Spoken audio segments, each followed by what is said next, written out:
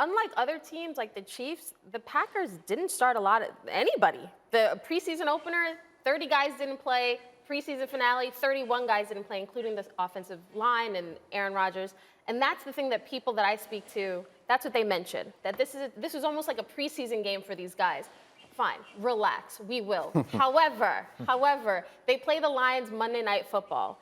After the offseason Aaron Rodgers had and all the drama that happened, they need to come out and play a lot better. Well, yes, of course. And that brings us to the second part. The word freak out was mentioned in there. How close, if you are and wearing, the cheese head, if you're a diehard Packer fan, how close are you to freaking out right now, Domonique? I'm not freaking out because you watched that game. The biggest issue they had was Aaron Rodgers. But one of the things that I found interesting in Aaron's comments there was a lot of we. Should we have done the preseason? Should we have done this? Should we have done that? But the offseason was all about him. It felt like it was all about and which is fine. I don't have any problem with that. You have to take care of yourself. But it's interesting now, the things that he's presenting as like these fake issues that people have. But he didn't bring up the fact that no one said, maybe you should have showed up sometime during training camp. Maybe you shouldn't have threatened to retire. Maybe you shouldn't have hosted Jeopardy. Those are things that I think people are saying, and he didn't bring up in that particular interview. Let me get Pollack in on that because, David, the offseason they had, people will point to it, and it was tumultuous in every way, and Rodgers wasn't there, and they did all that kind of stuff. And then they get thumped 38-3 in the opener. Do you think that there is a correlation there? Do you think their offseason contributed to that disastrous opening?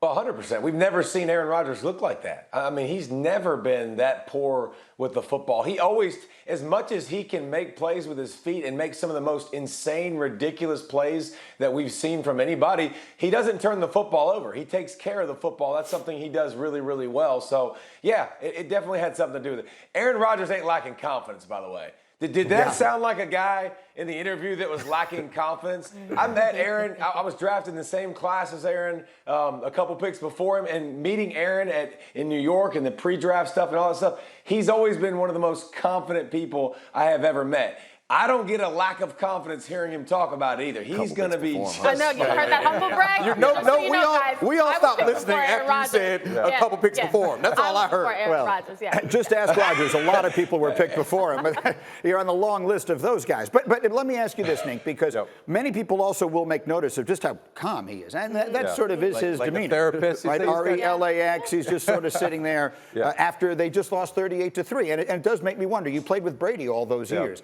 Like, when you guys had a really bad day, when you guys got thumped, was Brady like that? No, he's a little different than that, I'd say. I mean, a little bit. You might see him on the sideline grabbing somebody and grabbing their shoulder pads and shaking them. So what do you make of that?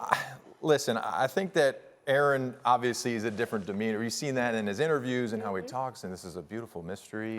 And, so calm, very zen, it's very zen, and maybe in the future he'll have his own therapy sessions for some people with a nice leather couch. But, I think that sometimes your attitude and the way you go about things is infectious. And in the offseason, him not being there and kind of looking at himself and where his position was with the team could maybe impact the rest of the team and the timing. And, offensively, things are all based on timing. So they looked like they were off. No preseason, no practice. And they didn't look good. Now, I just got this note, and so I haven't had a chance to hear it, but Jermichael Finley, the longtime Packers tight end, was on the radio with Keyshawn, J. Will, and Max earlier this morning, and I just have the note of the things that he said, but I can tell you, among the things he says in here are Rodgers never takes blame for himself and lack of work ethic. Rodgers isn't working as hard as he used to. What do you think of that?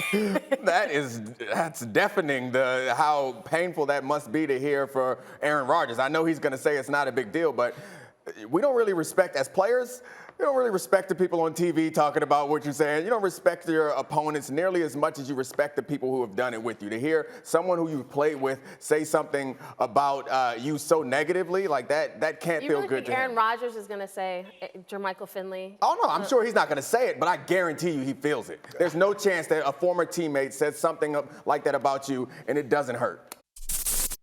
Thank you for watching ESPN on YouTube. For live streaming sports and premium content, subscribe to ESPN+.